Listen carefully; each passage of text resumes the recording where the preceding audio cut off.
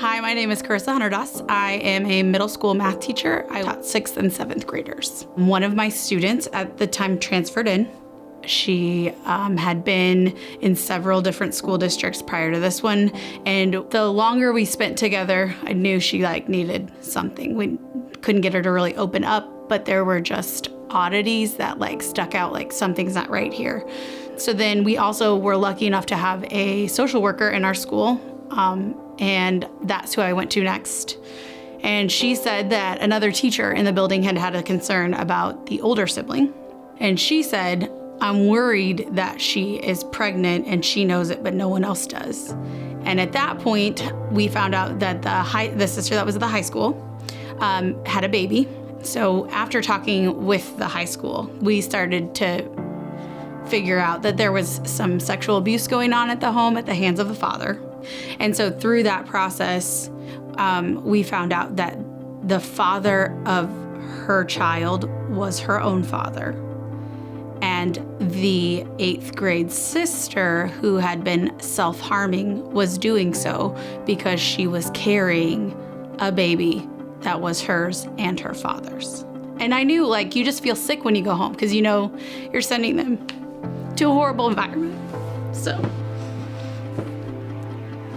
So she had started kind of speaking to someone, and they got DFS involved in the local police department involved immediately, which, I grew up in a 2-parent household. I always felt safe at home. I didn't understand that you maybe don't. So this was pretty eye-opening as far as that's concerned, because my normal is definitely not their normal. And then also, it takes some time to realize oh, they think that's how this is supposed to be. So you're fighting what's been ingrained in them. That's completely wrong.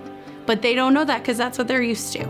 During that process, I got to hear about why the high school sister finally decided to say something.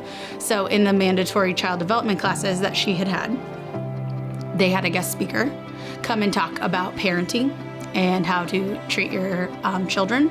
And I think that was the first time that it finally clicked for her that this isn't right. And so that guest speaker was from COPE24, and it was Renee. And that was the resource and the thing that finally kind of broke through for them to be able to say hey, I don't think this is right.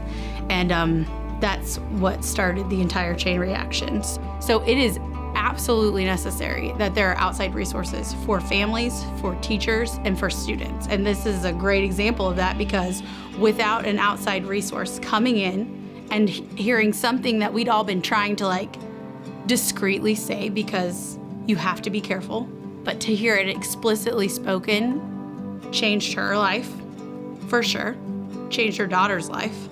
And then that trickled down to the sisters, because both of them were kind of unwilling to open up because they were immediately affected and impacted by it.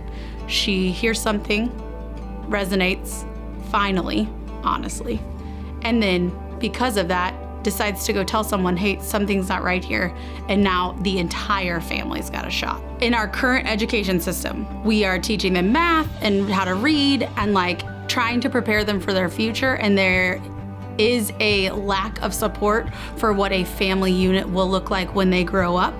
And that is something that we are just trying to play catch up. We're being very reactive. Oh no, you've got yourself in a situation where you're pregnant or have a child, and so here's how we're gonna help you now. Instead of the way we're proactive about other things, take this class, understand what that would look like, understand what it would be like to be a parent, and that be for everyone, not just if you find yourself in a circumstance you didn't expect to be in or in an unwanted pregnancy.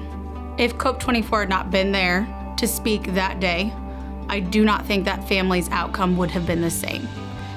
If what we were doing was effective, the previous months, something would have changed, and it didn't. So something clicked that day. COPE24's message was heard when ours couldn't be.